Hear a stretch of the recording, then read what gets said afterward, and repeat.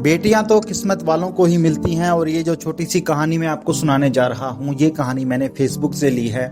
पता नहीं सच्ची है झूठी है, लेकिन ये कहानी आपको एक बेटी का पिता होने पर गर्व महसूस जरूर करवाएगी। एक प्राइवेट स्कूल में एक नई टीचर ने ज्वाइन किया। सभी ने उससे पूछा कि आपने अभी तक शादी क्यों नहीं की। तो मैडम ने अपनी कहानी कुछ यूं स्टार्ट की। एक महिला की 5 बेटियां थी।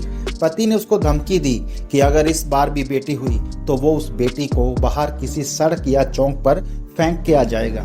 ईश्वर की मर्जी वो ही जाने कि छठी बार भी बेटी ही पैदा हो गई और पति ने बेटी को उठाया और रात के अंधेरे में शहर के बीचों बीच चौक पर रख के आ गया। माँ पूरी रात उस नन्ही सी जान के लिए दुआ करती रही और बेटी को ईश्वर के हवाले कर दिया। दूसरे दिन पिता जब सुबह चौक से गुजरा तो देखा कि कोई बच्ची को नहीं लेके गया है। बाप बेटी को वापस घर लाया, लेकिन दूसरी रात फिर बेटी को चौक पर रख के आ गया। लेकिन रोज यही होता रहा। हर बार पिता बाहर रख आता और जब कोई उसे लेकर नहीं जाता तो मजबूरन वापस उठा के घर ले आता। यहाँ तक कि उसका पिता भी थक गया और ईश्वर की मर्जी पर राजी हो गया और बेटी को घर पे ही रख लिया। फिर ईश्वर ने कुछ ऐसा किया कि 1 साल बाद माँ फिर पेट से हो गई और इस बार उनको बेटा हुआ। लेकिन कुछ ही दिन बाद बेटियों में से एक की मौत हो गई। यहाँ तक कि माँ 5 बार पेट से हुई और 5 बेटे हुए, लेकिन हर बार उसकी बेटियों में से एक इस दुनिया से चली जाती।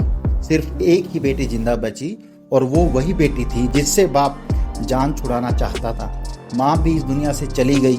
इधर 5 बेटे और 1 बेटी, सब बड़े हो गए। टीचर ने कहा, पता है वो बेटी जो जिंदा है वो कौन है? वो मैं ही हूँ।